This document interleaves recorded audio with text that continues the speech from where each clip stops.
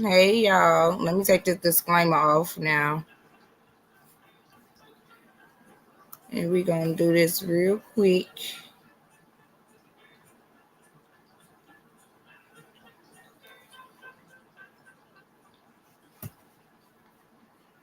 Hey Rochelle, girl, you the first one in the chat. What's going on, boo? Look like everybody done went to sleep. I know I said like 9. I normally go 8:30, but I said like 9:30. But my tail got into some other stuff looking for these particular videos, but I decided to do it a different way. So it's all good.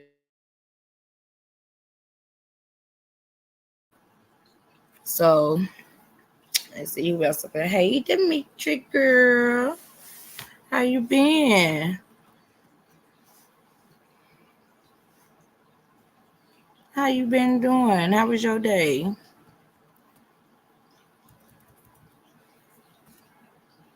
I'm coming to it now, y'all. I'm gonna let a couple more people come up in here, then I'm gonna let y'all know what we're gonna be talking about. Every time I go into my TikTok, I find something else. It's just be crazy.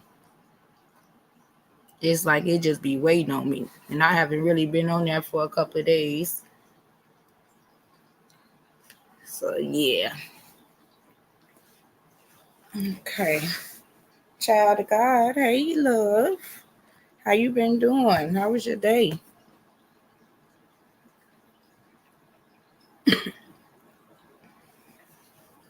Hey Lisa, you made it. I see you now, baby. Okay, y'all. So this is what we're gonna talk about. Y'all remember I told y'all about the past couple of days been busy for me too, child of God. But remember when I told y'all about the daycare? I told you it's like a 5-part story. So yeah, now I got it, and I'm just gonna stream it from my TikTok itself instead of just downloading it because I've been having too many difficulties trying to download it. So we're gonna cover that.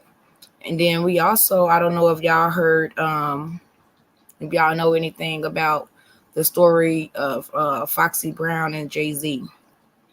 So Foxy Brown supposedly had came out about what happened between her and Jay-Z when she first, when she very first came across Jay-Z and when he put her on.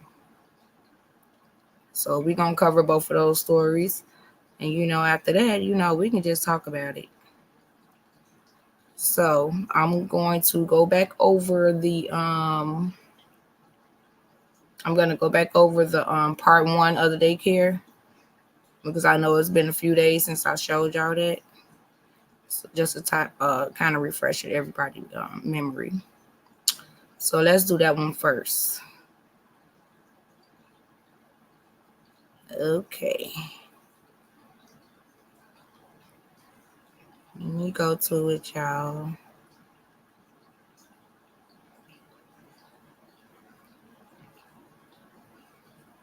Give me a second. Let's go to part 1. How I discovered my son was sexually assaulted at Little People Greater Life of Greater Life Church, Part 1. So I went to go pick up my son from daycare, and when the teacher brought him to me, I kept saying, "Hello, hi, how are you?" And he kind of was just very mellow and was just like, "Hi," you know. I picked him up and he just wasn't really talkative. He wasn't himself. So I put him in, his car seat, and he was not really wanting to sit on his bottom. Before I could even, pull off, he had already stood on his knees and turned backwards. Usually when he does that, it's mainly because he wants to poo. But so I didn't think anything of it. I thought maybe he had to go to the bathroom to poo. From the drive home, coming from Little People Greater Life, Basically is 5 miles coming from the home that I was staying in League City. And my other son's daycare was literally right down the street from the house. So I could actually go pick them up. In between time, I went to the grocery store and then picked them up. So all in all, it was like a 25-minute um, thing to get home. As we got home, both of my kids had went to the kitchen to go get their snack as they usually does, and Noah always gets a carton of blueberries because that was mainly his diet at the time because he loved blueberries and he had jumped from strawberries to blueberries. So I was not going to stop him from eating, fruit or anything like that, or berries or anything like that. So as we walk upstairs, I noticed that he was struggling to walk upstairs. I'm noticing him. At this time, I get on the phone, but I'm still observing him. As we walk up the stairs and we go to the guest room to sit down, I open up the blinds because that bedroom actually looked out towards the street. I'm sitting down, I'm talking, and I still noticing him that he's standing up still, but at this time playing with his tablet and eating his snack. Within 5 minutes into my conversation, he walks out of the room and goes to the guest bathroom to use the bathroom. He calls my name, and I go in there while I'm still on the phone to wipe him. So as I wipe him once, he clenches really bad. I asked him, "Did that hurt?" He says, "Yeah." So I was like, "Okay." So I didn't wipe him again that hard. I felt like I didn't wipe him that hard, but it was just odd that he would say that. So as we got finished, he gets up off the toilet, but I'm also noticing that he's struggling to get off the toilet. So I thought maybe I wiped him too hard. So as he get off the toilet, he pulls up his underwear and his bottoms, and I go back into the guest room, thinking that he's gonna follow behind me to go in the guest room. So I sit down, talk on the phone again while I'm still on the phone, and I'm like, well, maybe he went in my room, my master bedroom, to go look at TV with his brother or whatever. Not even 5 minutes later, he calls me crying and everything, saying that he has to use the bathroom. He used the bathroom. So my other son runs in there and is like, he is Noah says that he has to use the bathroom, or he used the bathroom. But anyway, I end up getting off the phone and I end up jumping up and going into the master bathroom where he maneuvered from the guest bathroom. As I get to the that bathroom, I noticed that he had put a lot of tissue in the toilet. He was wiping himself. So I was trying to figure out what is going on. So I said, okay, before I even wipe you, let me check you out. So we walked back to the guest bedroom, and I laid him on his tummy, and that's when I discovered that he had been penetrated. When I discovered that he had been penetrated, I asked him, "Who goes to the bathroom with you? What happened to you? Who did this?" It was so many questions that I had to ask my son. And all he kept saying was a man, a man. And he kept saying a name, but I couldn't really make out what the name that he was saying. So I immediately took pictures. I took pictures, and then I contacted Hamza, the daycare owner. As I get on the phone, how I discovered my son was sexually assaulted.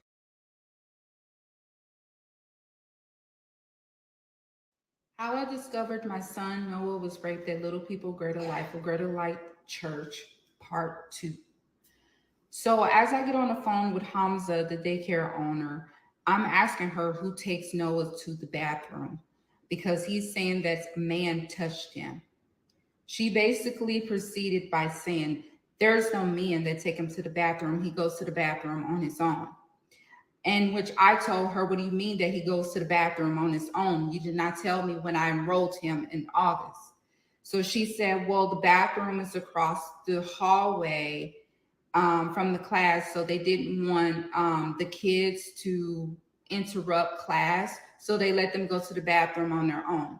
At that time, I was hysterical and I said, what do you mean that you let them go on their own? He just got potty trained like a few months prior. Like, what do you mean? In which she tells me, she's like, do you know what he's saying, who he's saying, what is he saying, the name? She was more concerned about the name that my son was saying in the background, because he kept saying the name continuously. He kept saying it over and over and over. I really couldn't make out what he was saying, but she was like, there's no men at this daycare. That's no men at this daycare. So no, she was basically trying to say my son was lying. He's 3. How the fuck he's going to lie about something like that? And yeah, I just looked at him and I took pictures. He literally was penetrated. I didn't tell her that, but she was like, we could talk about this in the morning. She rushed me off the phone. I got off the phone with her and I immediately called League City PD. What I know now, considering that I reported in League City, because I was living in League City, I would have took a different route and reported in Webster. I did not know that when you contact, to tell them, hey, something happened way across from here or whatever county or whatever, that they still like come out and take a report. But actually they were supposed to have transferred the case. After, when the cops came out, it took them about a good 30 minutes, probably a little bit longer, but they came out and I gave my statement of what happened. At the time, I was not even thinking about the church, because I was told when I enrolled him in August that they didn't really have anything to do with Greater Life Church, and that she was only renting a space from them. So that she was the owner of that daycare. That was a lie. So as I'm sitting there on the couch with my son, he has his back turned towards the police officers. He wouldn't look at them. So I'm sitting there and giving them my statement. As I given them my statement, I showed them the pictures, and I asked one of the cops, what do you think about this? And he basically said, it looks suspicious. Take him to the hospital. So they gave me a form, an essay form to take to the hospital, of which UTMB. So where we live, UTMB, basically the one that he goes to, which is where his pediatrician at, is in Webster. So I asked him, well, they wanted me to go to Galveston. So I was like, can I take him to Webster? When they were like, well, either or. They didn't really know if forensic nurses were at the location in Webster. So after they left, I threw him some clothes. We threw him whatever we had to get, grabbed him, and we went straight to UTMB Webster. Once we got to UTMB Webster, we went into triage, and I explained to the RN what happened. There was this tech that was a guy, and he started walking towards me and Noah to put the blood pressure cup on his arm.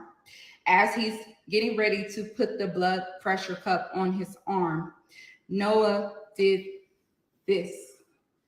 He is never squeamish around anyone.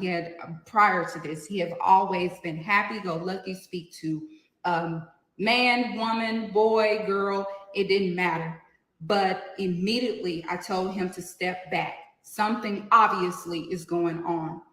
So that is when the RN, she looked at that too. She was just like, So she asked me about, him getting checked there, but she also informed me that there was no forensic nurse, in which I told her I'm getting up and I'm leaving. I'm going to the one in UTMB Galveston. Left there, went to UTMB in Galveston. When we got to UTMB Galveston, they immediately triaged us. I told them everything that had happened, the doctor and everything. I even showed them the pictures. She had the look on her face. Okay. When we basically was sitting there for a while because they didn't have any help. They only had one forensic nurse that we were waiting for. As we waited for the forensic nurse, he would not let me touch him. He would go over there and sit on the stool. It's like a little half stool or whatever, with his bottom halfway off of the stool. I guess it felt comfortable for him to sit that way. And I was calling his name and he was just ignoring me. He wouldn't talk to me. He just kind of was just keeping his distance. He barely wanted me to touch him, but he did fall asleep in my arms when forensic nurse came. Forensic nurse went through the whole protocol to me and to let me know that everything, um, with the doctor as well, to let me know everything, the steps and everything of doing a SANE exam, which is a rape kit exam for the lab report. Uh, when she came back, she said that, well, before she went to go check to see if the room was completely done, but before she came in, Noah made a disturbing statement saying that, gesturing, he was on my back. When she came in, I told the nurse what he said. And I said, well, maybe he won't talk to you. I don't know because he doesn't really know you. She said, you'll be surprised. When she came back with him, because he did end up falling asleep and everything. So when she came back with him, he was upset. So of course they had to wake him up to do the testing. She said he did say something. And she went through the whole everything with the doctor, with me. The doctor talked to me. Like, they asked me questions. At that time, I was confused. I didn't know how to feel. And basically, I was trying to figure out who did this to him.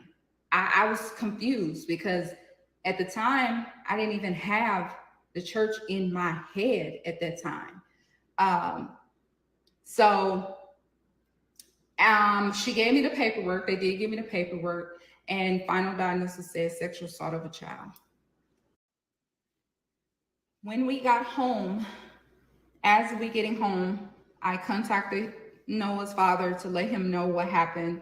Even though I haven't seen him in 2 years, he still would like check in, every now and then or whatever.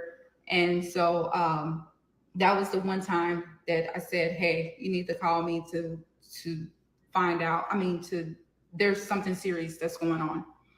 He called me. I told him everything that was going on, and his first reaction, I'm gonna be completely honest. He said, "Don't worry about anything. I have my full legal team." And yeah, as I'm telling him everything and sending him pictures, he couldn't believe what the pictures that I took. It's a good thing that I did take the pictures after picking him up from the daycare because it showed the abrasions and the penetration and everything clearly. After that happened, fast forward, then we get to Monday. Noah has a follow up with his pediatrician by the response of the forensic nurse and doctor saying, hey, he needs to see his primary care doctor, of which I did end up taking him. This is when it gets crazy. When I take him to his doctor's appointment, we see the aftermath of what had happened. How I discovered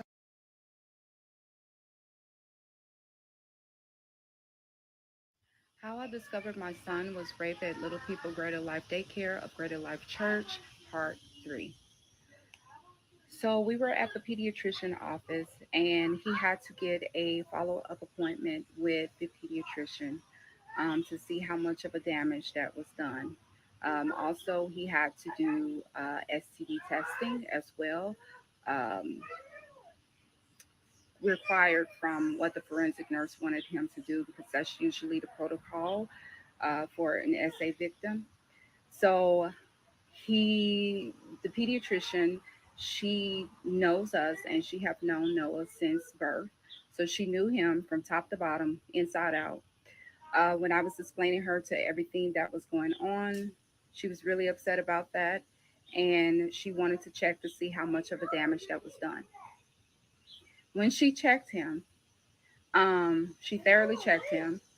And then after she seen that he was super uncomfortable, I have to remind you that he had been violated. And then going to the UTMB to get the forensic rape exam done, he was violated. As you know, again, and he felt violated again because he had to take off his clothes again, and he was super hysterical. Um, during that time after the same exam, and then again he had to take his clothes off. We were at the Children's Alliance Center, so you can imagine how he was feeling at the pediatrician's office. But he did. Um, he trusted, our pediatrician because she knows us. So after me and her talked and everything, and gave him a prescription, and he had to do SD testing and all of that. She gave us a hug. She was really upset about what transpired with Noah. I was really upset because I had seen the aftermath of what how much damage that was done. So after we had left, I was contemplating on going straight to the daycare, of which I did.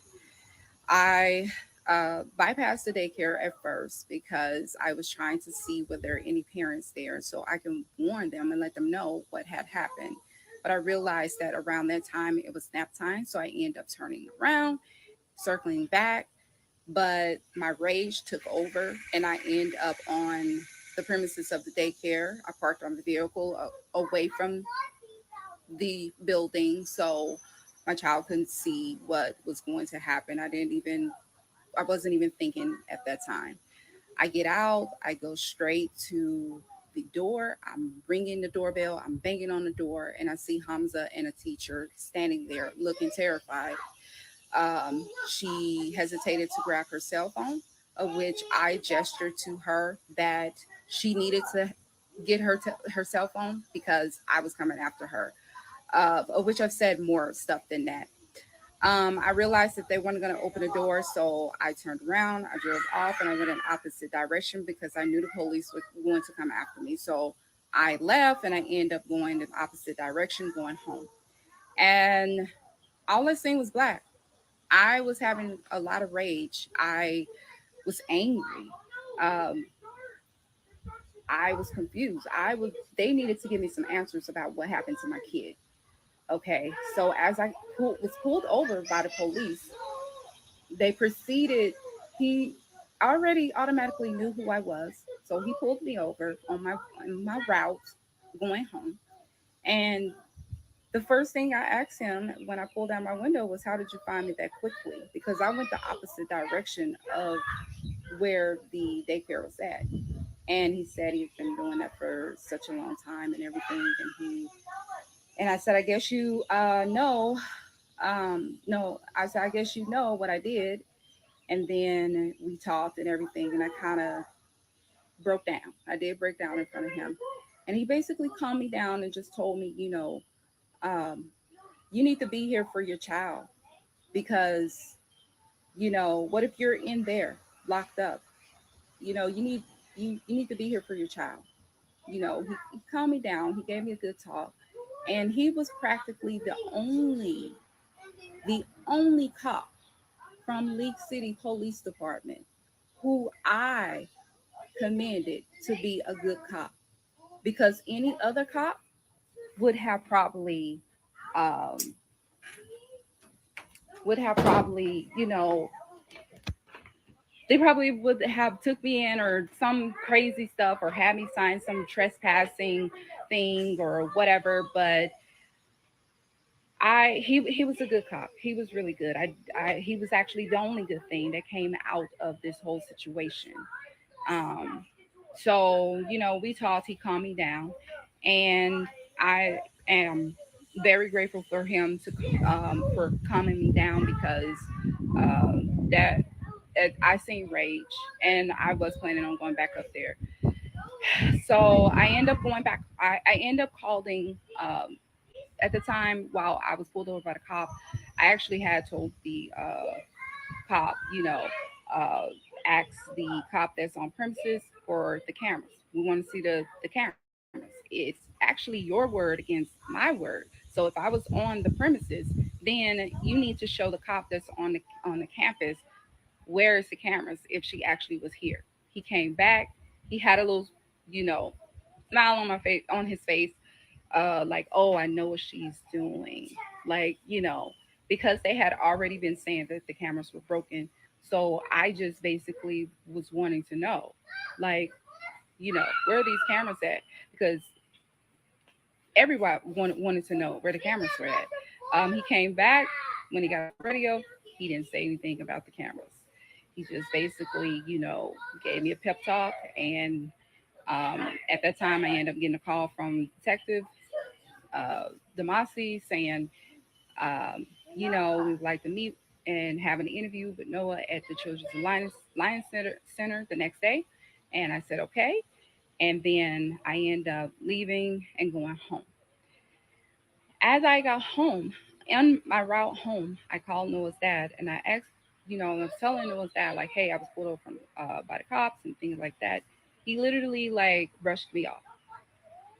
Now that I know what I know now, um, in the police report, it was basically said that he had asked the child care investigator, did she think that he was violated at his daycare, of which that's what was said in the report, of which he said that she told him no.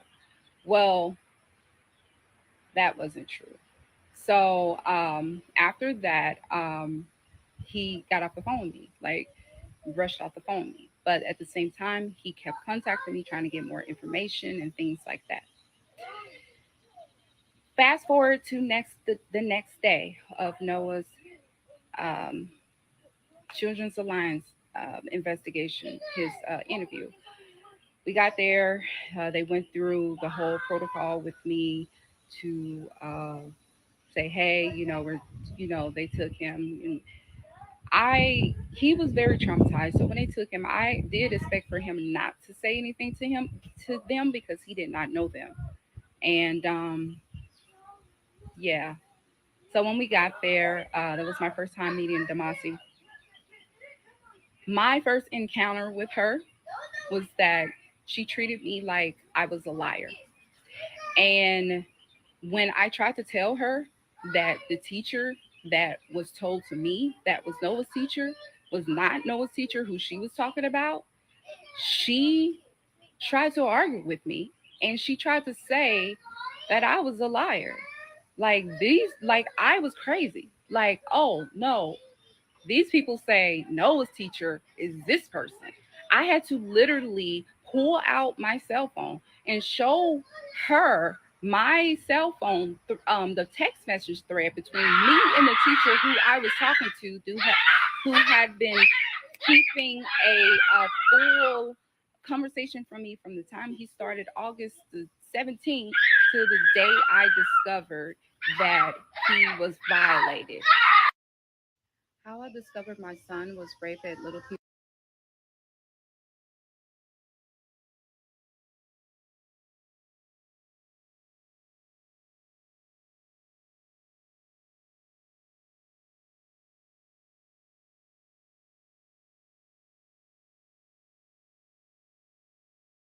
How I discovered my son was raped at Little People Greater Life of Greater Life Church, Part 4. So after the initial contact with Detective Demasi, the nurse practitioner wanted to an exam. At first, I was hesitant, but she explained to me that if Noah had a large stool burden, usually that happens when the child is penetrated. So she basically was just going through the protocol with me and everything. Um, at first, the male doctor was going to go in there with them, but I objected. I felt like Noah did not need to be around a male at the moment. So she said that I could go in there with them and everything to help with, to make him feel comfortable. After we went through the whole exam and everything, she asked him straight up, like, who did this to you? Like, who did this to you? He kept saying, two bad guys and the buddy, but I could not understand what he was saying. She caught what he said, and I asked her, did you hear what he said that last time that he said it? She said it sounded like he said two bad guys and a buddy. So she said that she was going to get with the detective and let her know what he said to her. Okay. Fast forward after we left, um, that following week, that weekend, we basically just was held up in the house. I noticed that some vehicles were following, were driving by my home and turning around in the neighbor's house driveway and turning back around. And as long as I have been there for 7.5 years, we never had that type of traffic before. And that was a cul-de-sac, and it was pretty quiet over there. So I didn't understand, at first, like what was going on. I even had took a picture of one of the vehicles and even sent the picture of the vehicle to uh, Ella's father, and even called the police and filed the reports to let them know, like, hey, I don't know what's going on, but they're all, whoever they were looking in my direction in my home. It's easily for them to pull the traffic cameras. I mean, it's traffic cameras coming inside of the cul-de-sac and, coming out of the cul-de-sac. So if they really wanted to know, who that was, you know, stalking, they could have pulled the traffic cameras if they wanted to. Um, the following week, um, I ended up contacting Damasi, or she contacted me that day, and she wanted to know, what did the nurse practitioner say to me, and I told her exactly what the nurse practitioner said and what Noah said to the nurse practitioner. Well, I also said that Ethan recognized these people on the picture as well. A couple of people on the picture as well that Noah had pointed out. She wanted to set up an appointment with Ethan to be interviewed at the Children's Alliance Center that following Monday, but they ended up that following Monday ended up having the flu. After that week of the flu, well, that when we came up on that Monday, I contacted the mom and I told her that we could not come in because the kids both had the flu, and that at that time I was panicking because I didn't know what was going on, because people literally were driving by my home, looking in my direction. I mean, I was looking directly at them, and I was like, who is these people? I mean, it got so bad to like my older son was asking me, why are these people like looking at our house? So I end up, for precaution, kept my older son out of school for the week anyway because of he had the flu, but then also because of precaution, I didn't know what was going on. Um, Fast forward, my attorney had sent a demand letter that following Tuesday, and Damasi was supposed to have gotten back with me to reschedule the interview with my son. So I was actually waiting on for that for him to be interviewed at the Children's Alliance Center. But that following Tuesday, the week after they were sick, I ended up, getting the email saying, from the attorney's office saying, hey, we're going to send the demand letter to the church and daycare to let them know that if they, destroy any evidence, that they will be hit with tampering obstruction charges. So as soon as that demand letter was sent, I get a call the same day from the Mossy within like a couple of hours saying that they're closing the case because the DA feel like Noah was constipated. Immediately, I got hysterical and I was like, my son was raped and I'm taking this to the public. And I hung up. 2 days later, I was driving. My son was at daycare at his after-hours school, so I had to go pick him up. Usually, I go pick him up at a certain time. You would have not known that I was at home unless I told you my schedule. Because I always parked my vehicle in the garage. As soon as I pulled out of my garage, I am ambushed by a cop. I was like, what's this about? And he was like, oh, I just want to talk to you for a second. And then here comes Casey Khalid. She comes right behind him, but standing like right across from the back seat. And she's like, yes, I'm with DFCS, not with CPS, and I just want to talk to you about the incident with Noah. And then she set up under her breath and something else. And I was like, what do you mean something else? She was like, can we talk to you for a second? Her and the cop. So I was like, no. At that time I was rushing. I was like, no, I have to go pick up my kid and I don't know what this is about. But, if you're still here when I get here, then yeah, I'll talk to you.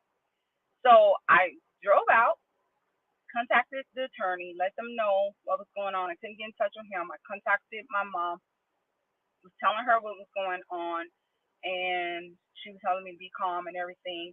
So as I go pick up Ethan, my son, my oldest son, I come back home and they're still standing there.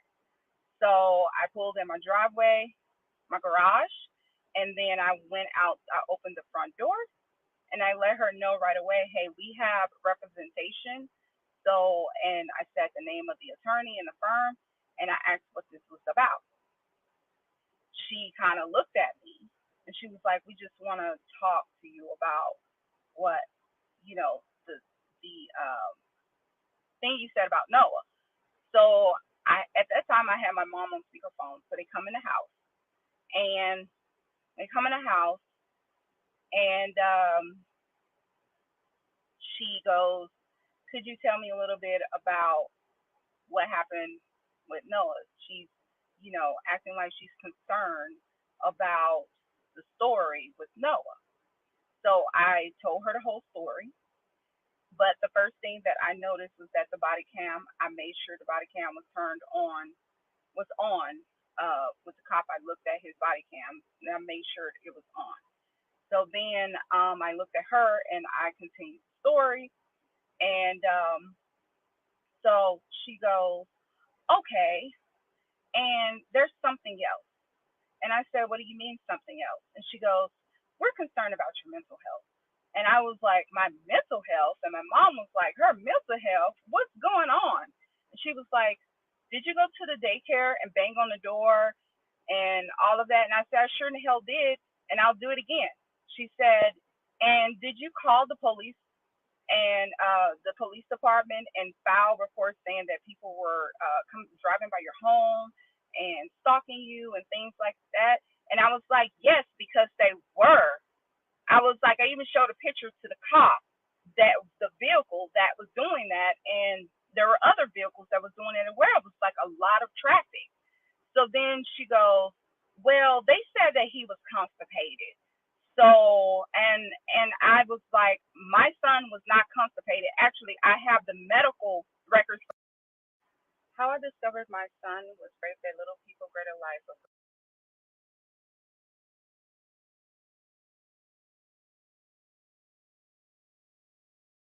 How I discovered my son was raped at Little People Greater Life Daycare of Greater Life Church, Part 5.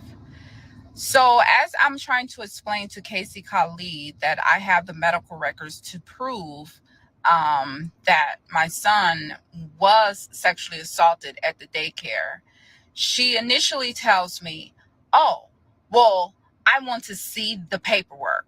So I go upstairs and I get the paperwork, and my mom's on the phone the whole time, and she's like, I don't think you should show her anything. This doesn't even sound right, like the way how she's talking. And I told my mom, it's fine. I'm going to go down there and prove that he was sexually assaulted, because I got this paperwork from the forensic nurse to show that he was sexually assaulted.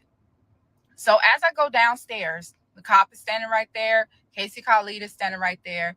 I open a folder.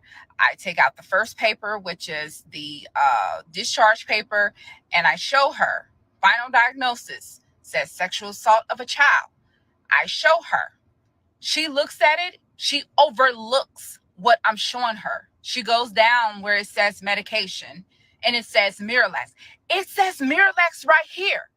I said, that's because they give them Miralax when they're penetrated. They had no choice but to give him Miralax just in case he stopped up. So she goes, I don't understand why you want to accept the fact that your son is constipated.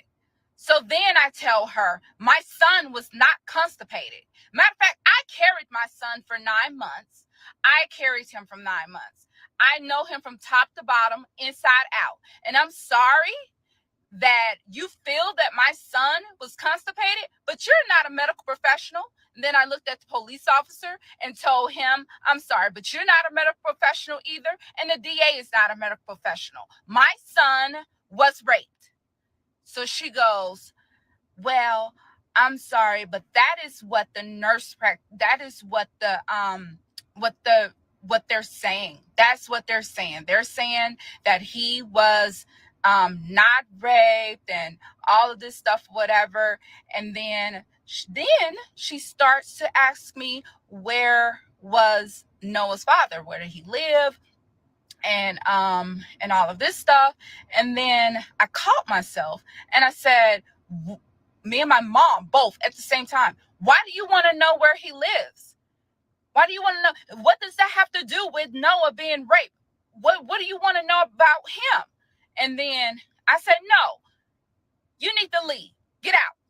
And she looks at me like, okay. And she leaves. As she's walking out the door, I tell her, you can contact my attorney. Gave her the information again. And she just kind of looked at me and just walked off, all pissed off or whatever, because I made her get the hell out of my house. And then once I got out, my mom was like, nope, that don't sound right. They don't sound right. They don't sound right. So I told my mom, hey, I'm going to call you back. The attorney was giving me a call. So I told the attorney everything that was going on. The first thing they said was, go get the police report. So I leave home. I go up to the police department. I go get a copy of the police report. When I get the police report, before I even get in my vehicle, I scan through the police report, and there's Noah's father name all over this police report. And I'm like, what does he have to do with the police report? Like, why is his name all over this police report? I mean, he don't even know anything about our day-to-day life. So I'm just reading, and I see that something about, he said that, you know, I'm crazy and all of this stuff or whatever. So I contact my attorney. I say, hey, I got the police report, and, you know, Andrew's name is all over this police report.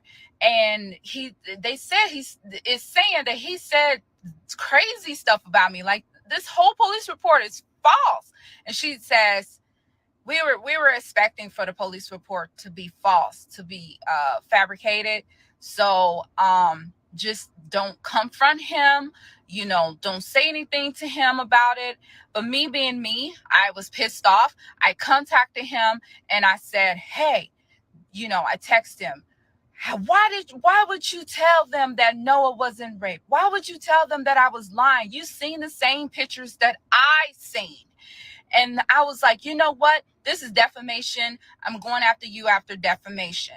So he sends me a screenshot of his attorney and all of that. And so I texted him and I was like, you're just doing that because I don't want to be with you. You're just doing this because I didn't comply when you asked me to come to your house. You know, you've never been in Noah's life. You know, you've never been around. So I don't understand why, you know, you would do this to us.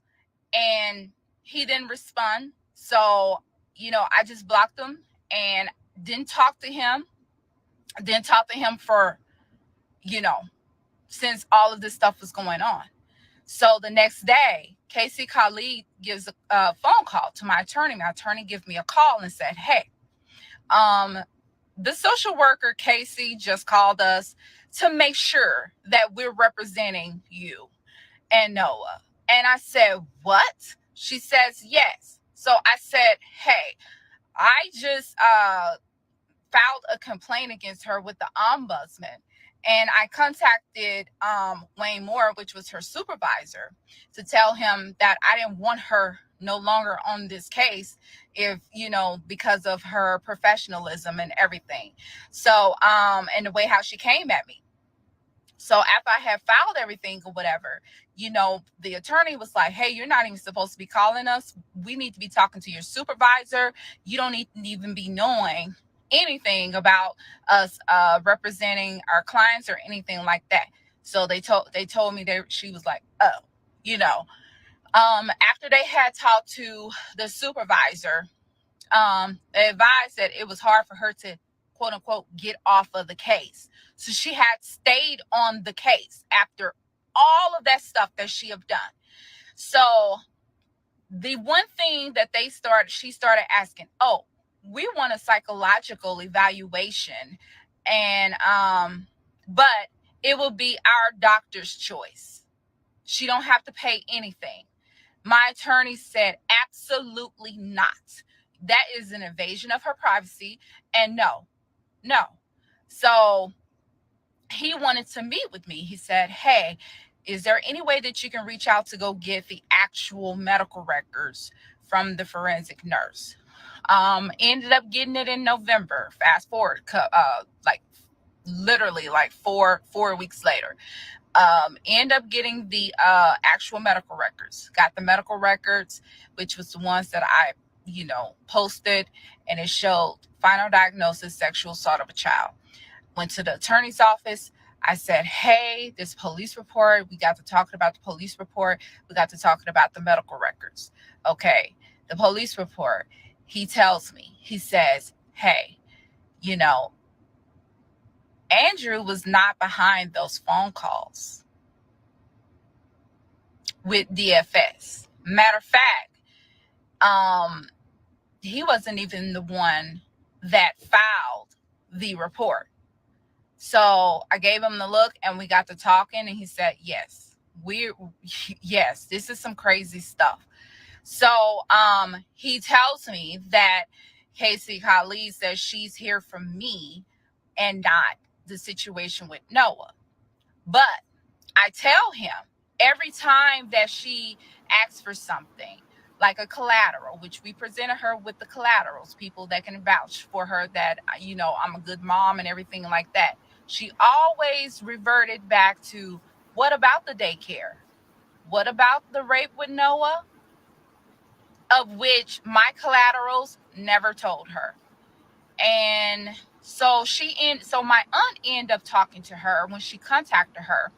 My aunt gave her a good review about me as being a parent, because my aunt would not lie about anything.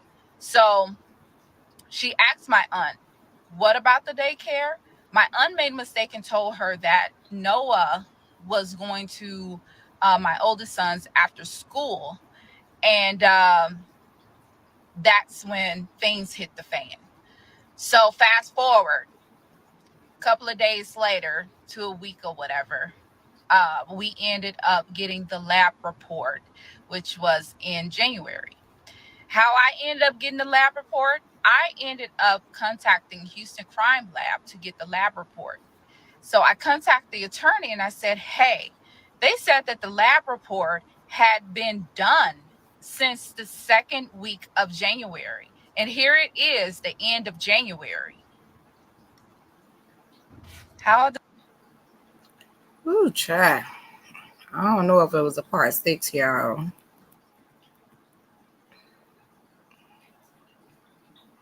I didn't know. I don't think it's a part 6.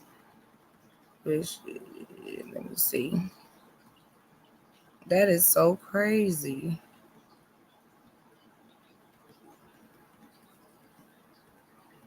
It might be, but I'm just not too sure, y'all.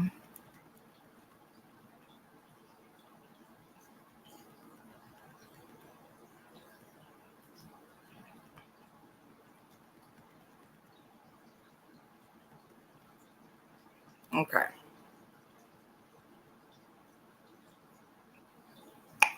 So let me come back to y'all. Take this off. Whew, child.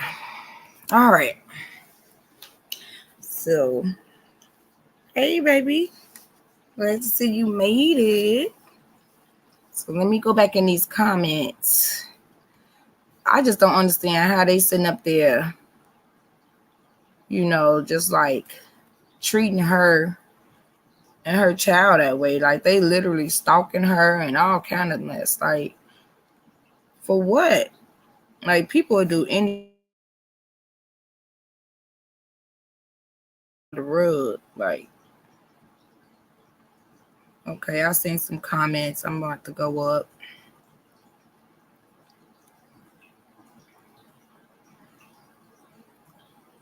Okay, I'm gonna start right here.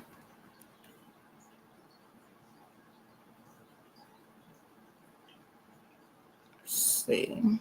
Miss Sexy say, I wouldn't blame her. I would have been upset too if that happened to my child. Ashamed how they act like nothing was wrong. Exactly. And they just steady trying to hide it. Like it's just ridiculous how they just really handle that. I'm praying for justice for that baby because they dragging this stuff along. I need to find out exactly like when did this happen. I really could have just like went into the comments and probably from part 1 and see when she actually posted the first video.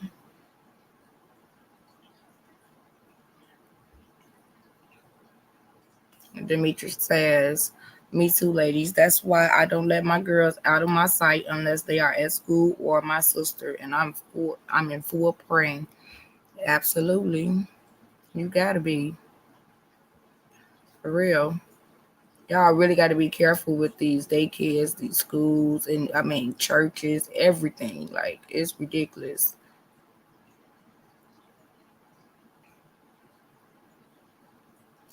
Okay, Rochelle say any kind of abuse of a child should be taken seriously and deeply investigated. Yes, it should. Yes, it should. And they handle that like horribly. But I give it to the mom. The mom ain't playing with they butt. I definitely give it to her. Yeah, Rochelle, this happened. This happened in Webster, Texas.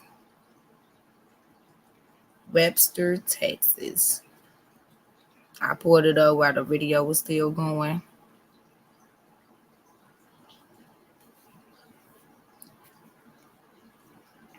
Yep, y'all. So what y'all think about that? What y'all think about that story? I know it's a sad story. That's for sure. I just pray that baby get justice. That's for sure. I'm gonna go back to her page, to see if she'll have any other updates at least by the weekend. Just try to keep up. I'm gonna start following her so I can see if we get an update on everything. Oh Lord. Okay. I see my bro Cheese ain't come in. Everybody must have been asleep. There's something going on. So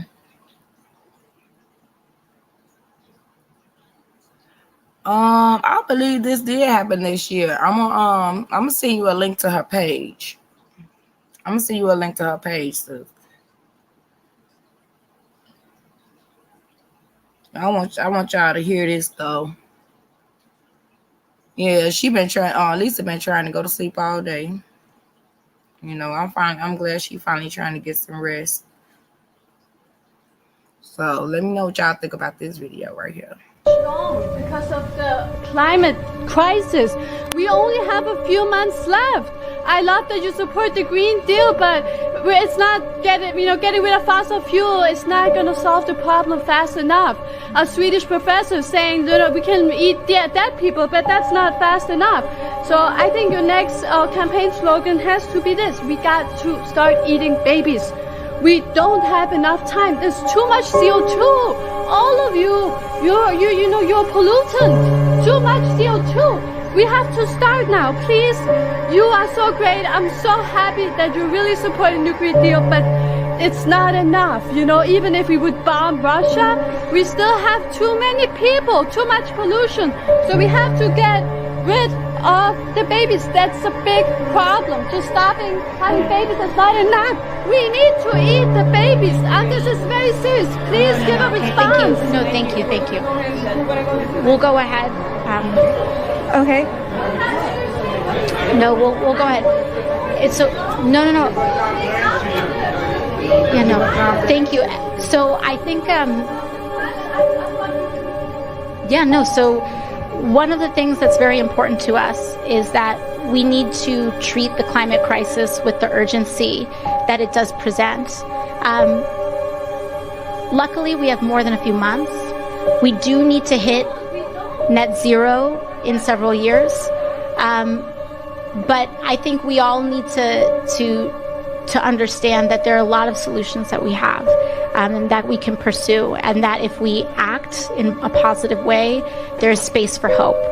We are never beyond hope. Okay.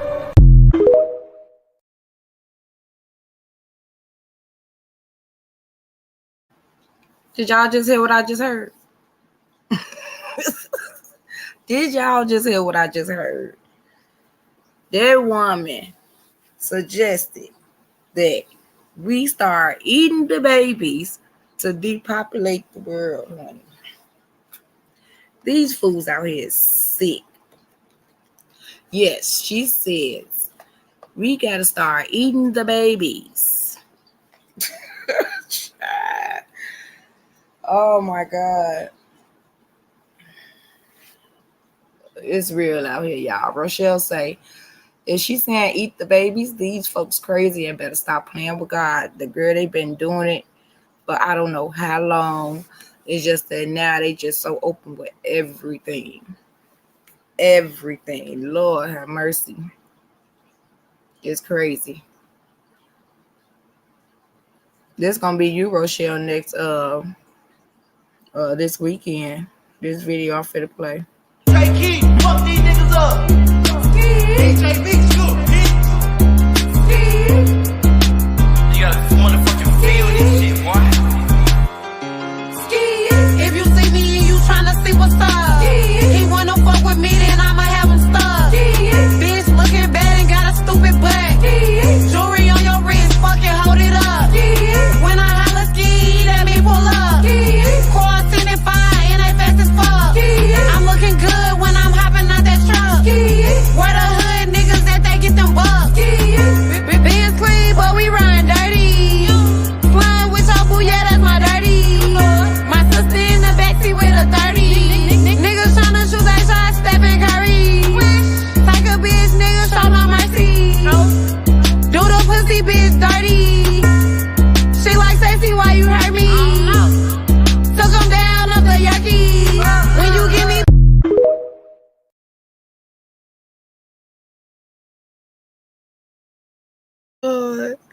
Oh my gosh, she's talking some hey.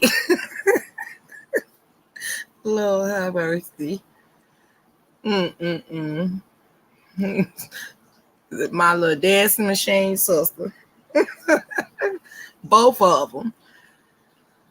Ooh, Lord have mercy. Y'all know I had to throw it off. They talking about eating babies and carrying on. They doing too much.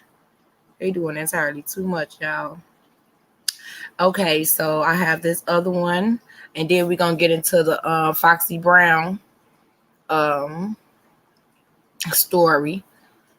So Foxy Brown got 3 parts, But we're going to get into this one because I believe this just happened recently at the Maverick game. April 8th, 2022. The Dallas Mavericks were hosting the Portland Trail Blazers. Kyle Morris and his daughter went to the game just as they had many times before. We've had season tickets for the last few years. Their season tickets were in section 221, just below the suites. Morris says just before halftime, his daughter left her seat. She said she's got to go to the bathroom. And I'm like, okay, yeah, she's 15 years old. I'm like, we've been here countless times. And I'm like, go to the bathroom. That would be the last time Morris would see her that night. They say security cameras at the AAC captured what happened next. Less than 2 minutes after she gets up and walks out, the guy in the suite leaves the suite and goes down the escalator. The Morrises say these surveillance photos show the man walking and talking with their daughter. Brooke Morris says the girl was lured out of the building under false pretenses. Let's go hang out until the game's over, and then, you can get back to your dad. Back in section 221. Absolute panic. Kyle Morris says he was flagging down security officers, including an off-duty Dallas police officer. They searched the building, but did not find her. I'm just like counting on these security officers to tell me what to do. I was following direction. Those directions were to report the 15-year-old as a runaway, not in Dallas, but where the family lived, 30 miles away in North Richland Hills. There was a part of me that was like, why are you going home? She's there somewhere. But then he said, well, that's what the police are telling me to do. Dallas police tell the I-Team that is standard operating procedure for parents to report runaways to their home jurisdiction. Say we live in Houston. Say we live in a different state and we're just in town. They literally would have had us go file with our local. But it didn't happen in North Richland Hills. These individuals were not in North Richland Hills. They were in Dallas. Days turned into a week. Then a Facebook friend suggested the Morrises try a new tactic. Call this guy. He can definitely help you. We're in a fight, and it's a fight for time. J.B. Rice is the executive director of the nonprofit Texas Counter Trafficking Initiative, which is based in Austin. He asked us not to show his face to protect his ongoing investigations. He goes, send me a couple pictures of her. What identifying features she had, markings, tattoos, piercings, just the whole nine, height, weight. I'll call you back if I get anything. Okay, thank you so much. Didn't even think I would hear from him. But she did. He called back just a few hours later, around midnight. And he's like, I think I found something. He shows me these horrendous websites, and there she was. And my jaw just fell to the floor. Rice had combed through prostitution ads online. He found the 15-year-old in an advertisement in Oklahoma City. The post claimed she was 21, saying, I am here from Dallas visiting, looking for some company. And he said, this is actually a good thing. And I'm thinking, how is this a good thing? This is the most terrible thing I've ever seen in my life. How is this a good thing? He goes, because I know where she's at and I know how to get a hold of her. Rice managed to get in touch with Oklahoma City's Vice unit early that morning. The Morrises say officers moved fast to find their daughter. Within 3 hours, they were able to figure out which hotel it was, and they were able to plan an operation to recover her within 3 hours. And mind you, this has now been a full week since the situation happened. Dallas police still hasn't even taken a report. Oklahoma City police pulled surveillance video from the hotel and saw the girl had been there, but she was gone by the time they arrived. It would be another 2 days before an officer spotted her walking down the street. He didn't even put two and two together because she didn't look like her pictures.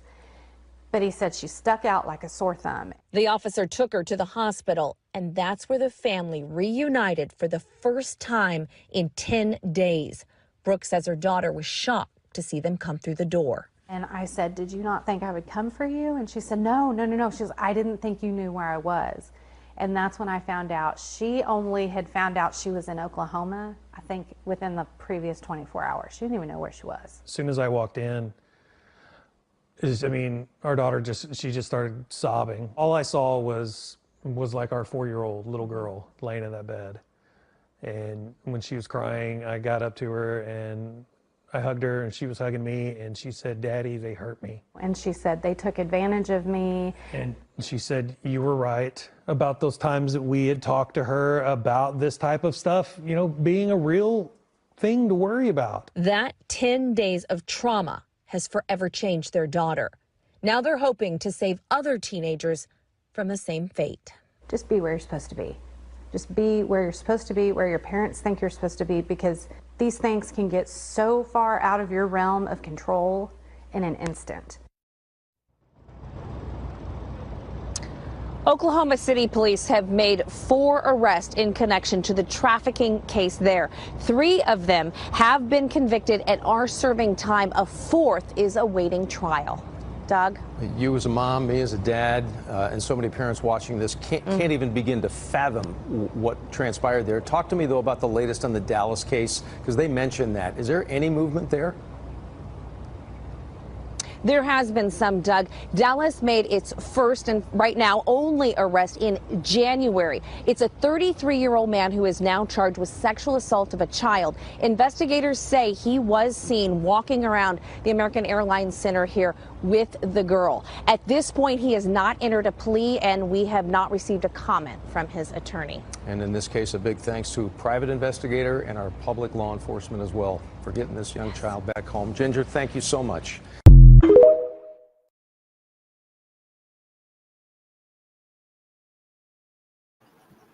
Right, child of God. Like, for real. Like, she want to sit up here and play around, pretending like she got kidnapped and everything else. And you got babies out here that's real life getting kidnapped out here. Like, that's crazy.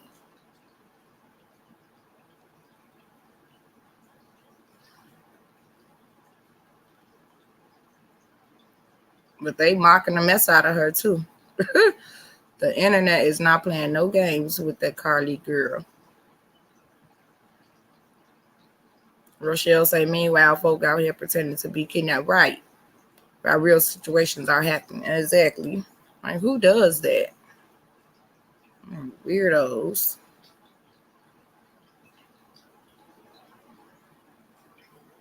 Let me see. I got y'all. We finna get into this Foxy Brown story. I didn't actually hear. What I done did.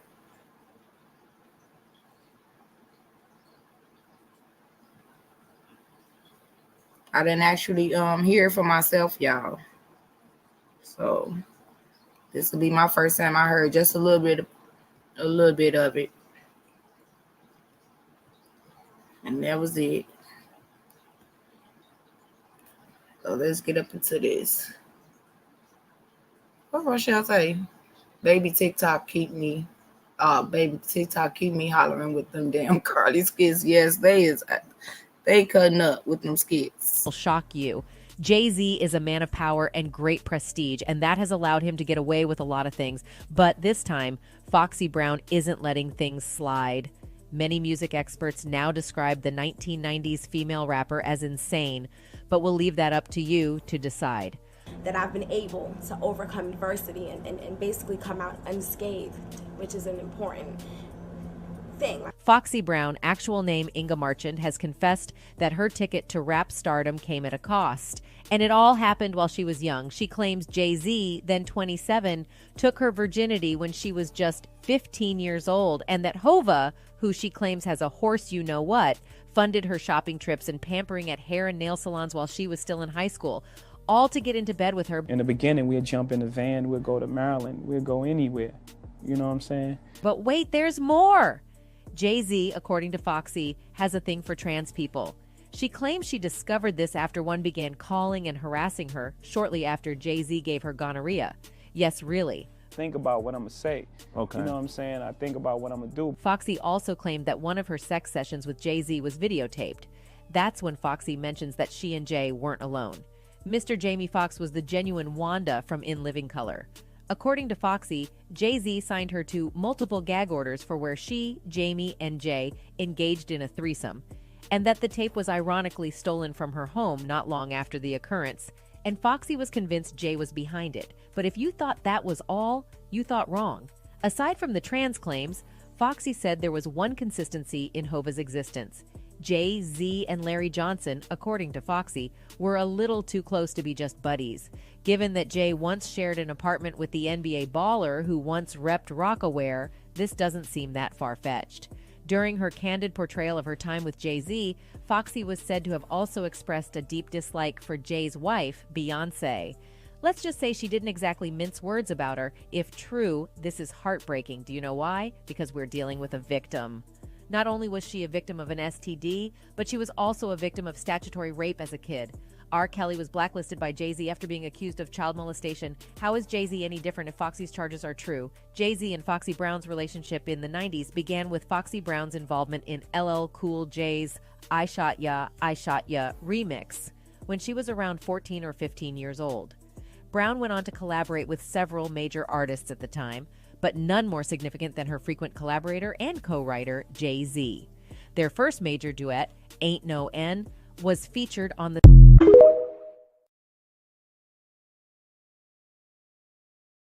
soundtrack for the movie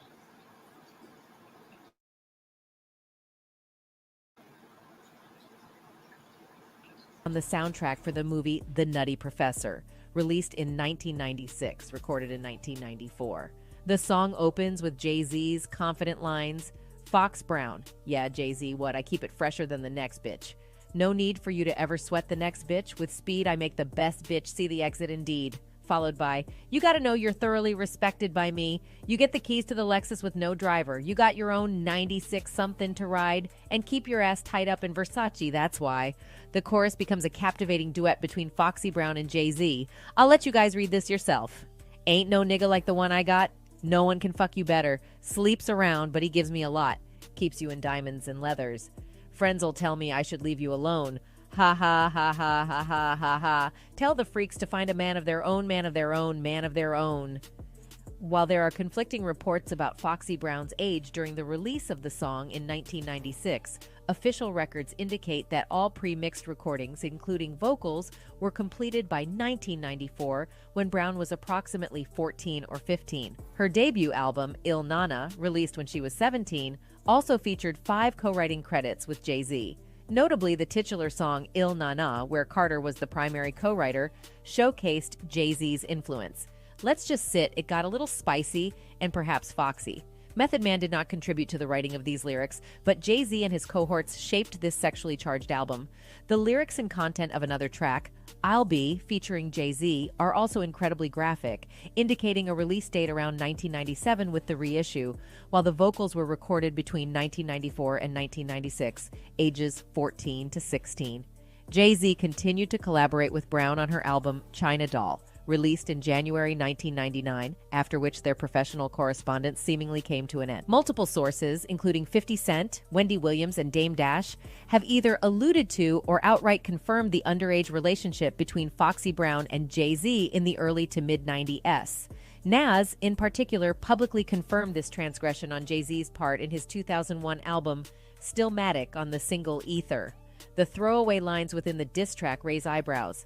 "Foxy got you hot because you kept your face in her puss. What you think, you getting girls now because of your looks?" While Foxy Brown has faced well-publicized struggles with her mental health, she has, like we mentioned earlier, made jarring admissions, claiming that Jay-Z took her virginity when she was 15, gave her an STI, and made her a drug mule. Although the legitimacy of these allegations and her mental stability may be questioned, with possible retractions, the suspicious responses from Jay-Z's former co-CEO, Dame Dash, who claims to have no recollection of Jay-Z signing Foxy Brown, raise further concerns. Additionally, one can also question the trajectory of her career. It is important to recognize and address the potentially depraved situations that Foxy Brown and Jay-Z may have been involved in during the 90s, similar to the disturbing case of R. Kelly and Aaliyah. Nick Cannon once engaged in a candid conversation with Dame Dash on a wide range of topics. However, it was their discussion about the long-standing rumors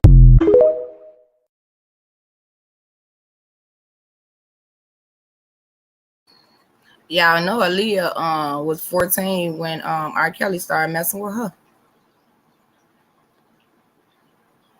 It's crazy. Let me play this part 3. And then we done. That truly sparked intrigue.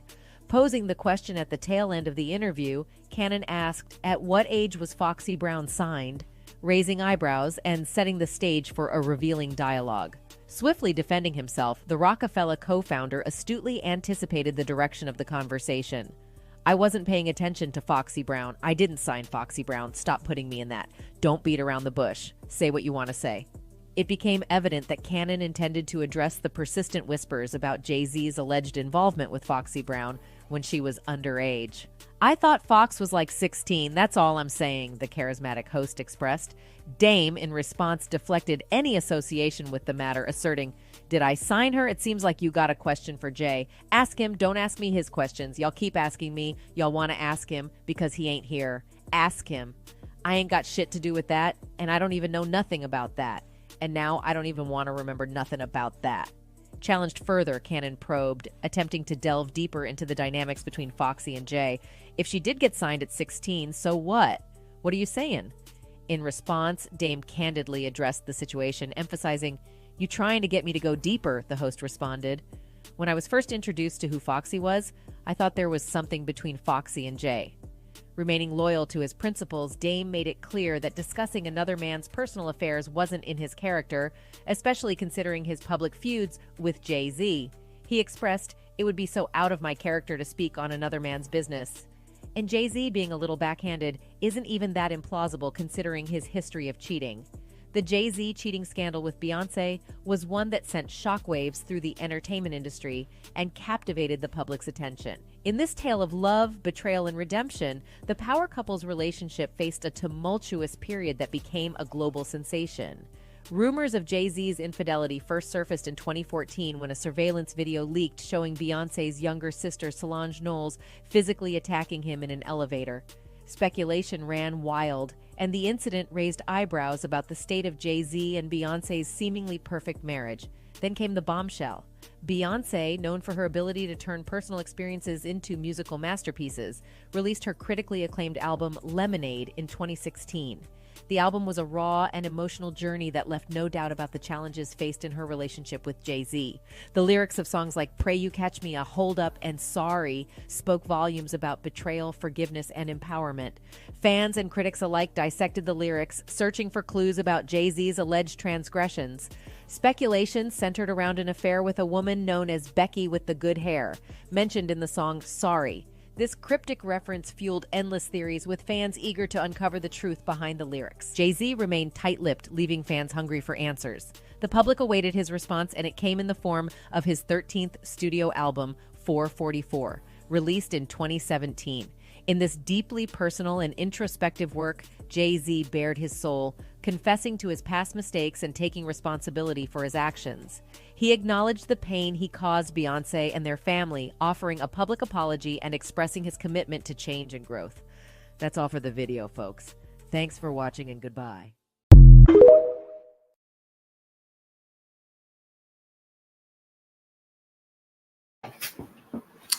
You ain't never lied, Rochelle. Where's these folks? What was these babies' parents?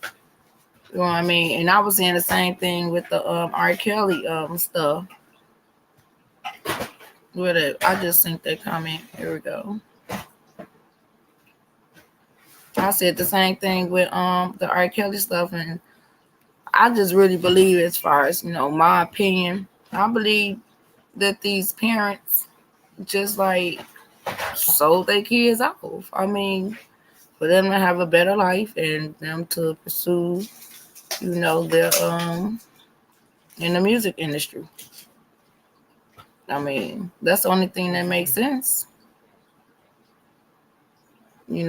Unfortunately, it's like all of them, like Justin, what's his little name? The Beaver dude, he was real young. Usher was real young. Allegedly, all of this, the same stuff happened to them. There's videos on them too. I just don't be wanting to, try to put too many triggering things up here because I don't want to, depends. So if y'all just let me know if y'all interested up in it, then I can just do like a whole hip hop exposing the hip hop industry. I can do a live on that and put some videos together, and we can go through that too, because they've been doing this for quite some time. I actually just started enlightening my son about what's been going on in the hip hop industry, even though it's been going on for quite some time. But a lot of our kids and the young folks, they really don't know exactly what's going on. They be so ready to make music and get rich and just to be famous. And it's a lot that come with being famous. It ain't just about being famous. It's not. There's one thing about being famous, when you get up in that industry and you just want to get a quick fame. Oh, you trust and believe something else is coming with that, and it ain't gonna stop. Once you start, it ain't no stopping. They own you at this point. All of this is allegedly.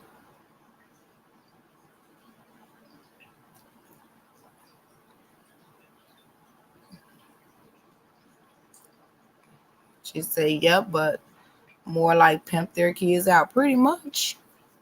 They getting paid for it. Yeah, that's what it is. That's exactly what it is. That's the only thing that makes sense.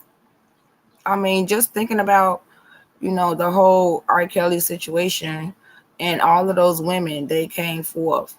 I really don't know exactly, because now they got another story out here, about did none of that supposedly have happened, to those women, that those women were paid to do that allegedly Jay-Z was supposed to be the main one, that made everything happen, paid the females off, get R. Kelly locked up. You know what I mean? So I'll be watching a whole lot of stuff, but it's really time consuming. But we definitely can do that one day, and then everybody can voice their opinion if they choose to, and we can get on it. I mean, we probably would never literally get to the bottom of it, but it's not out here for nothing. It's plenty of content out here about these celebrities and stuff that's going on up in the world. And man, we can talk about it.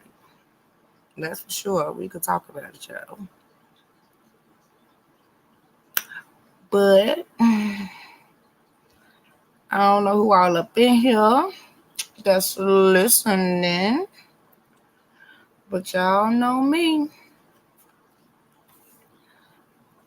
I'm gonna play my little ending video until I gotta edit the one that I really want to use. See how I'm gonna edit it. But until then, y'all, I will talk to y'all later. And here we go. Get down, little mama. Get down, little mama.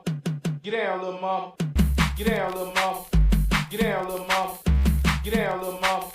Get down, little mama. Get down, little mama. Get down, little mama. Get down, little mama.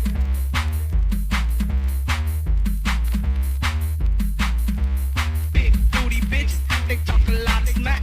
Bend your ass over, let me hit it from the back. Hit it from the back. Hit it from the back. Hit it from the back. Hit it from the back. Let me bang. All the ladies in the house, all the fellas is too. We about to get it juking. So what you came to do? Girls hit the flow. Let me see you drop it low. Everybody in the building say, hey, oh. All the ladies in the house, all the fellas is too. We about to get it juking. So what you came to do? Girls hit the flow. Let me see you drop it low. Everybody in the building say, bounce and break your back. You bounce so hard, you break your back, girl. Bounce and break your back. Bounce and break your back. Bounce and break your back. You bounce so hard, you break your back, girl.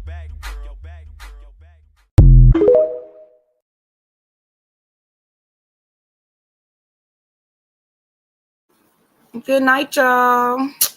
I will see y'all tomorrow. Y'all know how these YouTube streets be, so I'm gonna try to get in where I fit in.